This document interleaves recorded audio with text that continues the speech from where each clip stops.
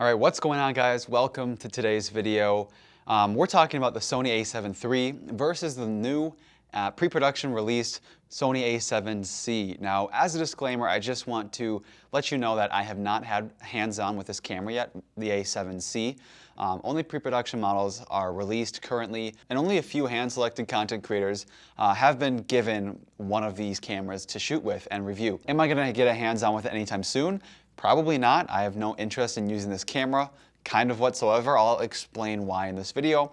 But the main premise and the main idea that we're going to be kind of coming back to for this comparison video is just why newer isn't always better. So if you're one of those who knows about the A7C, you know what it is, you know what it can do, and the general kind of premise of this camera, well then you probably know a bit about the A7 III, if not, and maybe you're even shooting on one currently.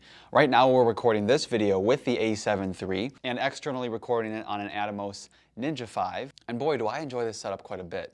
So with the A7C, this is a camera that's positioned towards some more slightly entry-level shooters, maybe those who are already using some of Sony's APS-C sensor cameras and they want to upgrade to full frame, but they also want to feel kind of at home at the same time with having a similar body, a similar footprint to what they're used to shooting on.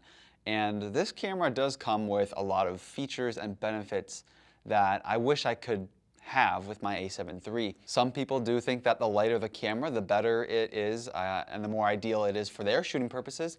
And to those people, I say, well, then this might be the camera for you if you want to get spectacular image quality coming out of a camera that's very capable and pretty packed with features when you consider the size of it.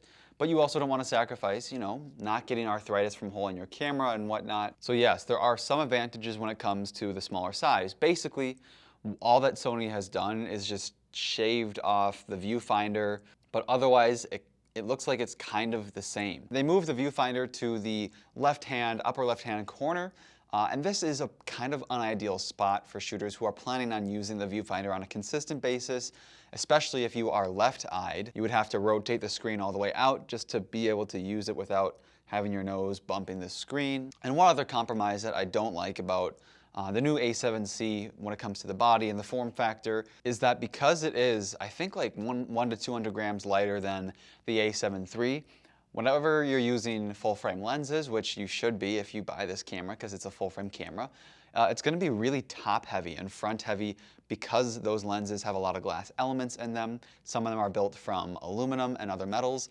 and this will make your shooting experience a little bit more awkward and uncomfortable.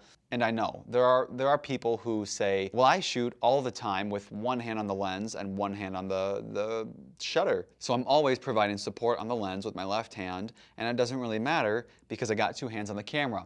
And to those people, I would say, well, yes, I have done that too. I used a speed booster on a Canon M6 Mark II, which is Canon's APS-C mirrorless cameras that look tiny, and it doesn't even have a viewfinder built into it. And I speed boosted with very long and heavy full frame lenses, and it sucked. It really sucked. Like, you have to shoot for hours, it hurts, and it's just not good for you. It doesn't feel good.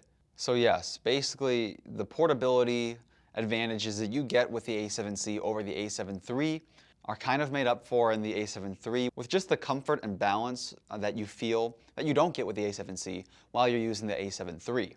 I know it's really confusing because they sound super similar, but try and stay with me on the camera names. One of the big convenience features that the A7C has an advantage over the A7 III is it has a flip-out screen, and it's fully articulating just like the A7S III. However, you don't get the new menu system, and you also don't get really an advantage in touch operability.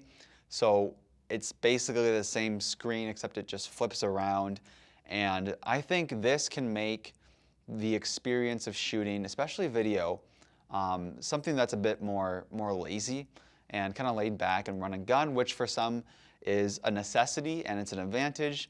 You know, having that portability and that form factor can be an advantage sometimes, but it is just a tiny screen, pretty low resolution. It's not very impressive when it comes to flip screens because there are other brands doing better things with their flip screens.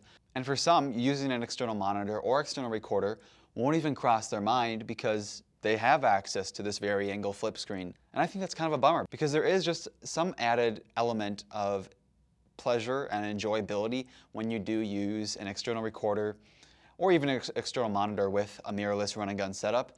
It just makes shoot more lifelike, and you feel like you're in the moment and you can see the beauty of the image that you're capturing in front of you in real time, as opposed to just trying to squint at this tiny little screen that has low image quality and poor color reproduction and no monitor and exposure viewing tools. So I think that the A7C's screen enables shooters to be a little bit lazier, and because of that, they're missing out on kind of a big part of the shooting experience. Not the editing experience, because it all looks the same in your computer, but just the shooting experience. And for me, I do enjoy shooting more than I enjoy editing sometimes. So I want to make sure that I'm giving myself the best experience possible with the thing that I love most. Comparing the price of these two, the MSRP price of the A7C is $1,800. With the A7 III, it was $2,000, and you might think, oh, well then I should get the A7C to save some money.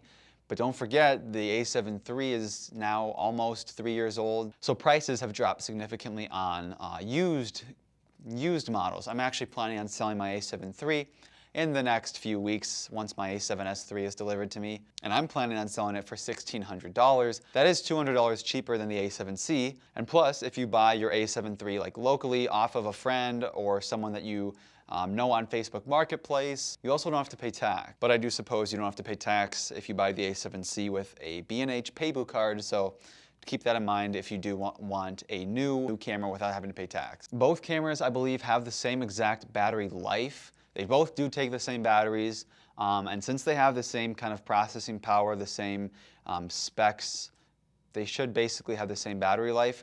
I am curious to see, however, because since the A7 III does have dual card recording options for all modes, and obviously the A7C does not have that because it only has one card slot. I wonder how that kind of affects the battery life on the A7 III compared to the A7C. Maybe there will be some tests on that once production models are released, but I don't know. It's not a huge deal. One thing that I'm curious to know if they fixed on the A7C is when you are externally monitoring or recording with 4K as your shooting mode, do you lose face track unless you're doing HDMI only? I know that was a big issue that a lot of people weren't a fan of with the Sony A7 III, so I feel like they might have carried over that same thing because firmware hasn't fixed it with the A7 III, so I feel like they wouldn't have fixed it with the A7C. Now, it might surprise you to hear that such a small camera with a full frame sensor does have in-body image stabilization. Yes, the A7C has IBIS just like the A6600, but the sensor is much bigger, so I'm actually very surprised that they were able to cram that into the camera body without having to compromise on size. In some video tests, it is concluded that the Sony A7 III's IBIS is a little bit better than the A7C's, and that makes sense just because the Sony A7 III is chunkier and it has more room in the body as opposed to the A7C, which is just smaller, and I can definitely see why it would limit the IBIS's effectiveness. If you are a wedding shooter or you are into filming events that you can't repeat twice, that there are no do-overs, definitely get the A7 III or stick with it if you already have it. You don't need to even consider downgrading to the A7C. I know that does sound weird because A7C full frame camera, it's two years newer, but don't discredit the A7 III because it still is an incredible camera, even by 2020 standards. It can really do an amazing job and can fit a lot of the needs when it comes to the hybrid shooter. So I'm gonna wrap this video up there. No, I'm not planning on picking up the A7C, and if I had to choose between the A7 III, keeping mine, or buying the A7C, I would choose my A7 III all day, any day. Thank you guys so much for watching. I hope you enjoyed this video. Click the like button if you found any of this information to be intriguing or useful. Be sure to subscribe to my channel. Ring the bell for notifications. We are uploading videos every Monday and Thursday at 4 p.m. We'll see you guys in the next video. Peace and love. Take care.